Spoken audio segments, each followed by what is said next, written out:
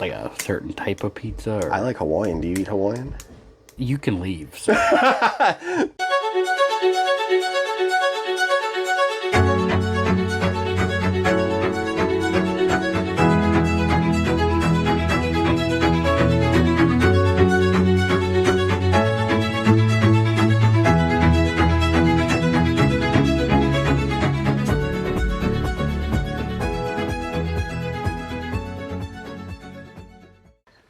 Welcome back to another episode of Uncivilized-Investigations. Tonight I am doing a case on, it doesn't have a name. I called it the New England pattern, coincidence or serial predator. This is all current. All the dates we talk about are in 2025, and it's actually kind of creepy. I was just skimming through it, and it is very... Just want to throw this out there in the beginning. I'm not saying there is a serial killer. I'm also not going to sit here and tell you there's not. Definitely, if there's not, it's a huge coincidence. Yeah, because there's definitely a pattern forming. There's bodies being found, people are disappearing. It's, I actually know some of these roads from growing up there. Really? Like 3A, that's a major road. And... All right, so I've got it broken down into segments. The first one isn't a body, it is just a skull. It was found on March 6th, 2025, in Plymouth, Massachusetts. A shed hunter, that's a guy who goes out and looks for antlers, because deer shed their antlers every year. I'm doing that in a few months. He was out in the woods, and it was a small patch of woods. It wasn't. I looked at it on a map. On the map, it's like that big. It's Massachusetts. You don't have woods like not eastern Mass. It's a very, very small patch right next to Route 3A, and he found something. He found a human skull. Looking for sheds, find a skull, you're not that far off. Now, he was smart. He didn't pick it up. He didn't play with it. He noticed what it was. It was half buried in the dirt. He went and got the police, brought him back, and they did their forensic stuff, and they concluded that it was a human skull. So he didn't tamper with it. He didn't tamper with it, but there was no ID, there was no clothing, there was no other body parts. It was just the skull. Did they search for anything more than just the skull they had found? They did. Okay. They did. And they didn't release any information about it. Their only press release said nothing, no age, no gender, no possible cause of death, which, in fairness, it's a skull. Did they even mention anything that they found, other than if they found anything else? Pretty much, they said skull found. Okay. That was the press release. So let's pop a pin into that one. Still March 6th, however, in Norwalk River, Connecticut, again, same day the skull's found, a state away, police are searching the Norwalk River for another missing person and find the body of Paige Fannin, 35 years old, brown hair, medium build. They find clothing and personal items belonging to a different missing person on the riverbank, but that person's still missing. Never found that person. But they're not any remark to the person they were searching for? No. Nope. So they were searching for one, found two that weren't... They found clothing of one that they didn't know was missing. Huh. And they found the body of... Paige. Their statement was... Now, she was found in the water. Okay. Was she, like... Did they suspect foul play? Their only comment was no indication of foul play or relation to any other deaths or a serial killer. Which right away for me threw up a red flag, because why are they mentioning a serial killer? It's only the first body they found. Well, that and... I mean, I know Massachusetts... March isn't a time you'd be playing in a river. Right? And this is Connecticut still, but you still wouldn't be playing in... There's still snow on the ground in March. And, I mean, they're saying no indication of foul play. They literally said that the day the body was found. There wasn't an autopsy done. There wasn't anything done. That was just their, like, word vomit to the press. Probably on the scene almost, yep. So they said that. Yep. So they kind of spoke a little out of pocket on that one, I would say. So right now we have the skull in Massachusetts, the body in Connecticut on the same day. They're both in wooded, water-adjacent locations, and none of them have any answers. And the skull was found in a different state. Different state, yep. So now we are a few days later. There was actually no date for this. I can't wait to hear you say this town name. Groton? Groton. So it's near Groton, Connecticut, at the Colonel Ledyard Cemetery. Or if you're from there, it's Ledyard. Ledyard. Because my keys are in my khakis. Right, there was actually a pin for it. I looked at it. It's literally right next to where you would walk in. It's a pretty decent sized cemetery. Right next to it, there was a suitcase. And somebody was like, wow, that's weird. There's a suitcase. And they opened up the suitcase. And there was an unknown female between the ages of 40 to 60 with light skin.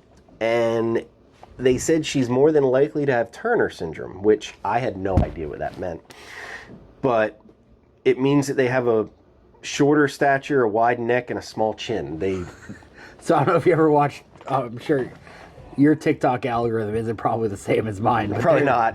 There's a guy on it, they call him like Big Ed or something, and he's like this 4 foot tall man that looks like his head just goes right to his body. That could be Turner syndrome. His neck is like shoulder width. Yeah. When I read that, I started thinking of that guy. But this lady has not been ID'd. There are no missing persons filed.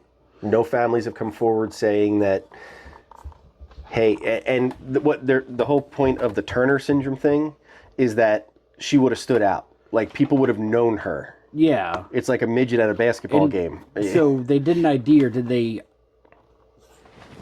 identify the Turner syndrome, or they just believe? They just believed by what her characteristics were, which I would have to say would have been tough because they didn't say how she was in the suitcase, but to me... Was she dead in the suitcase? Yes. Yeah, it was remains.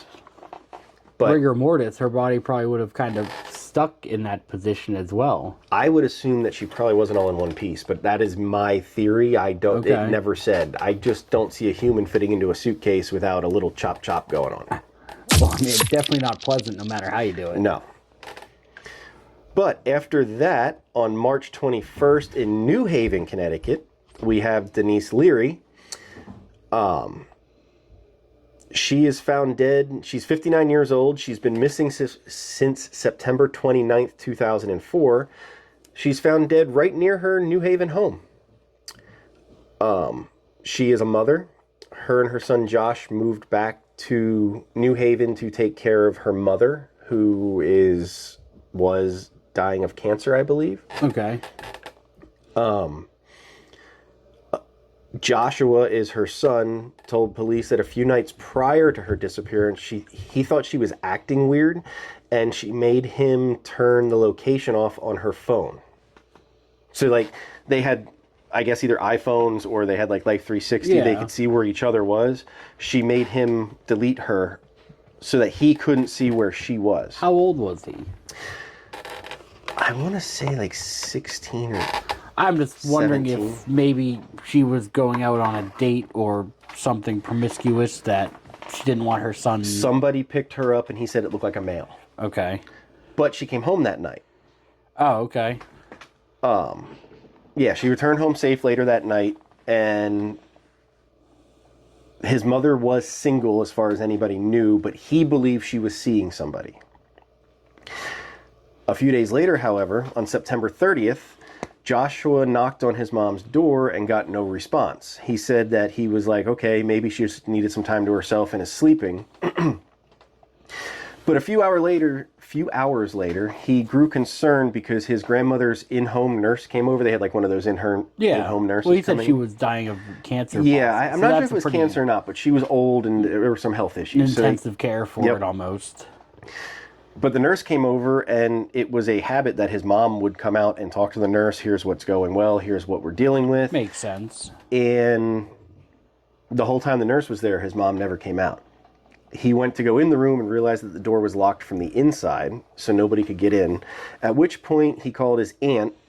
He says, so I called my auntie, and my auntie was like, call the paramedics and knock down the door. I mean, that's not a ridiculous response to something like that. So he called 911, paramedics, and I'm assuming police and fire showed up, and they knocked down the door. And to their surprise, nobody was in the bedroom. Door was locked from the inside, but nobody was in the room. The window was open, and one of the paramedics made a comment that it looked like there had been a cable cord used to hoist herself out the window. I'm assuming like old style cable cord that came in and plugged into the TV. Yeah. I guess like... That's suspicious. Especially for a 59-year-old woman to be sneaking out of her own house. Yeah. Yep. His family came over and they started a search. They tracked her phone, and its first ping was in Westport, Connecticut.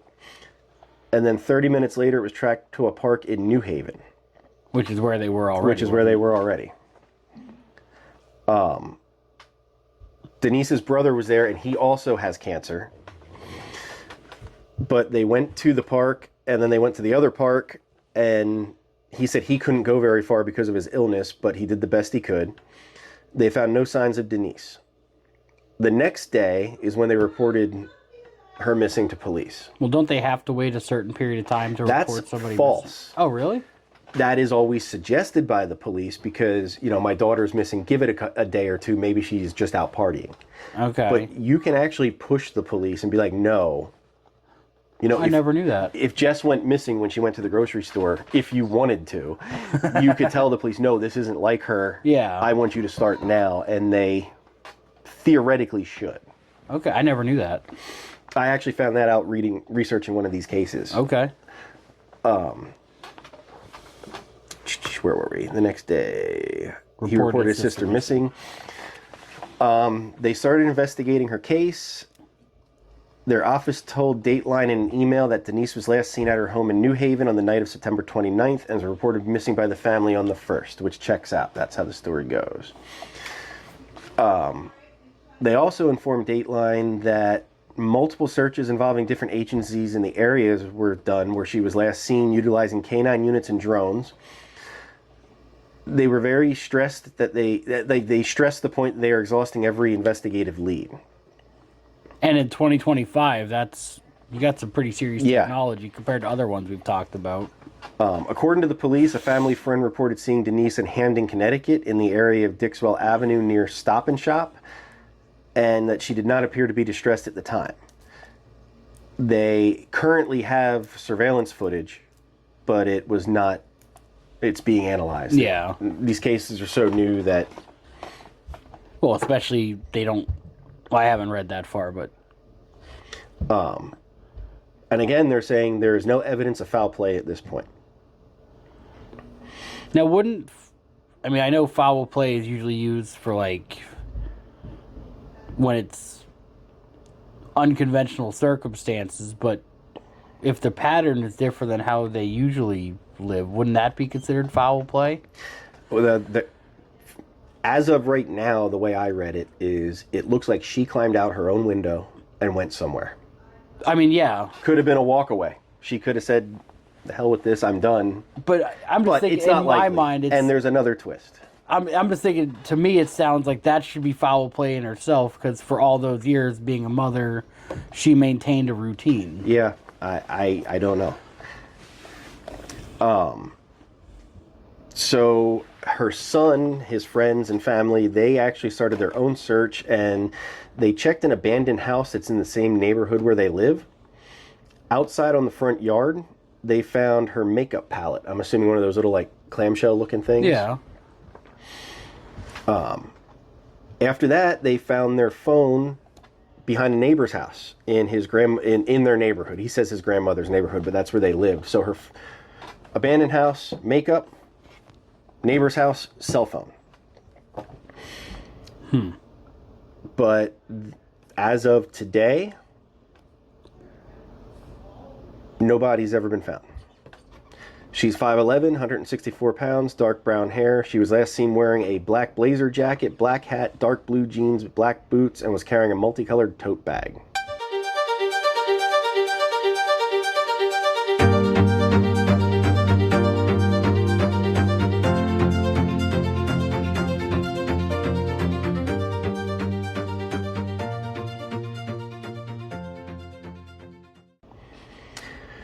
So this case was complex, more so than the other ones, because the bedroom door was locked from the inside. Her window was open. The emergency responder said it looked like she had used a cable to hoist herself out of the window. There were footprints found outside the window leading towards the road. Then with her makeup found outside an abandoned house and her cell phone found behind a neighbor's house, the police have never actually said where the phone was found, just behind a neighbor's house. But in that same neighborhood. Yeah. Her son Josh says things aren't adding up, but... They're really not. Yeah, so that is all the information on her currently. But it's in the same circle as these other ones. I mean, what are we in, March? March 26th. So, what's that? 8 months, 9 months of investigating and... Nothing's been found. So now we're on to Michelle Romano. March 26th, Foster, Rhode Island. She was found in Foster. She was from Warwick. I'm not sure how far those two are apart. I actually didn't look that up. But... She was found? She was found in Foster. She was from Warwick. 8 months after being reported missing, her remains were found on March 26th. The Office of the Attorney General and the Warwick Police Department claim an active joint investigation is underway to examine the suspicious circumstances surrounding her death. Her body was found wrapped in a black trash bag. 41 miles, by the way. How far? 41 miles. 41 miles? But if you keep in mind for Rhode Island, it's a long, narrow state. Yeah. It's a pretty good distance across the state. But that's all the information there is on her. That's all they've released. She was found in a black trash bag. Which is almost similar to the woman found in the cemetery. Yes. That was a luggage, but still found in a bag. So then there's this one. Now, every other one of these is a female. This is a male. However, I threw this in here because of the oddity that this case is. This is in Framingham, Massachusetts on April 10th. There's an anonymous phone call to police about a body in a home. That comes in at 6 p.m. They go to the home, they knock on the door, nobody answers, and they break in, and they... Oh, that's nice. My notes are not here.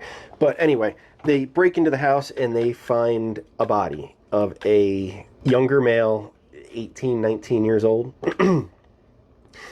And his cause of death is severe trauma all over his body.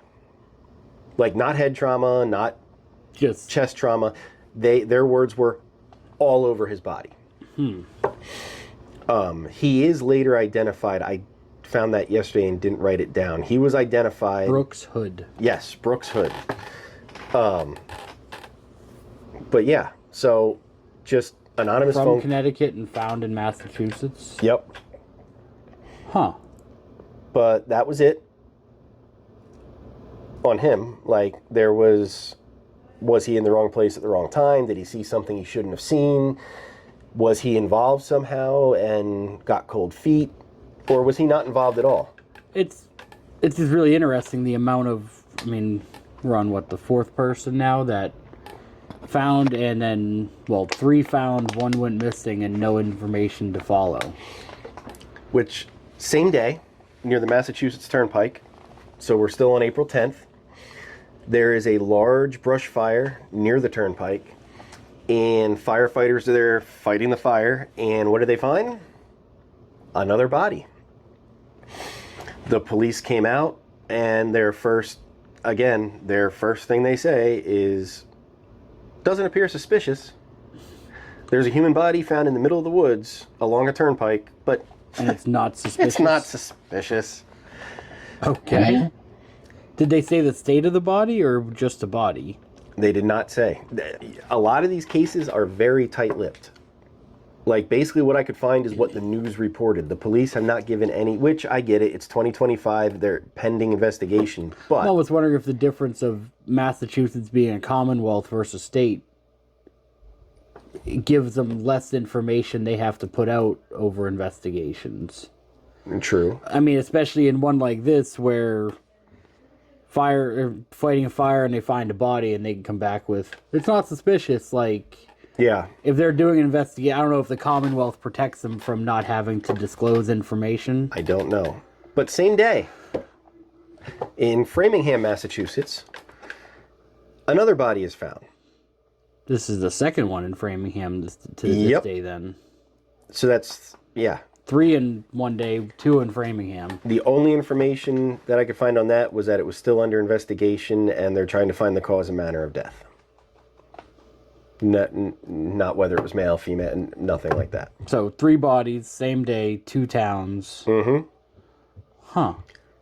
So the victims span Massachusetts, Connecticut, and Rhode Island. Most of them are found in woods, rivers, brush, that type of area, minus the one found in the cemetery that was on a sidewalk, or outside the cemetery on a sidewalk. We don't know about the home escape lady. Oh, yeah. But, and then the woman found in a trash bag. But it seems like most of them are found in like a public area. Mm-hmm. But, see where I said your case you did last week? It's kind of the same general area, just years apart. Yeah. And it seems very kind of similar in a way. Yep. So the time frame, again, March 6th to April 10th. 35 days.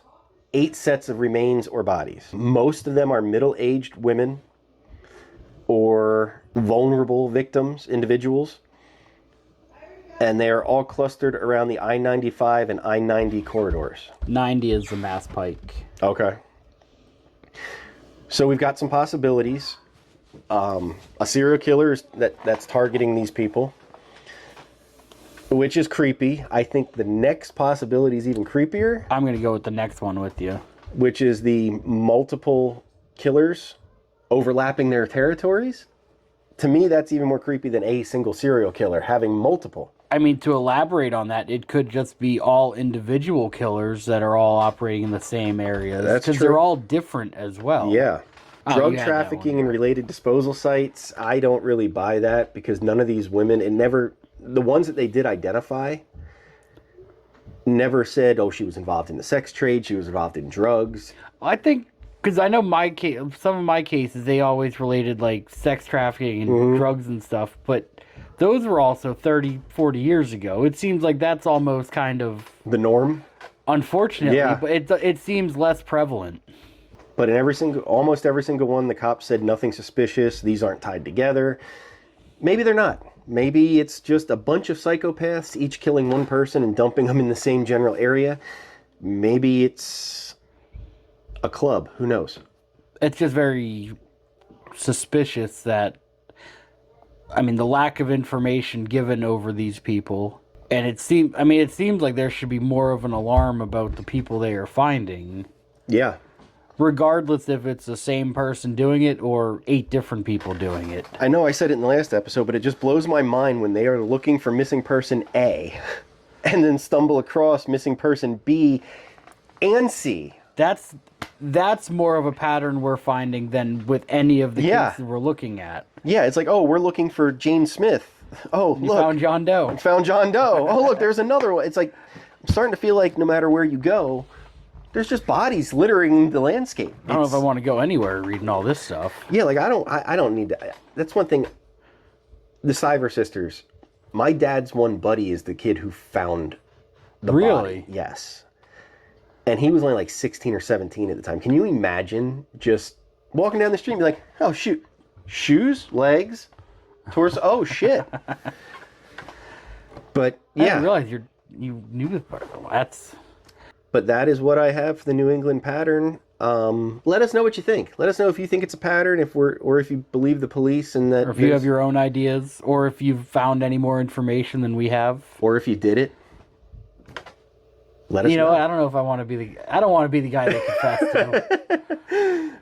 But yeah, that's what we've got. Like I always say, like and subscribe if you want to see more. Definitely subscribe. It helps us grow the channel. Definitely tell us any criticisms you have, what we could do better, It's all his fault. My notes are well organized. Mine are more in depth. Yeah, but we spend more of the time doing this to read them. But just give us any ideas, what we should do, what we shouldn't do, how to make this better. Hit us up on our socials. We have all of them. Even ones that I don't know. Yeah, yep. But other than that, thanks for tuning in, and we will see you next week on Uncivilized Investigations. Thanks for watching.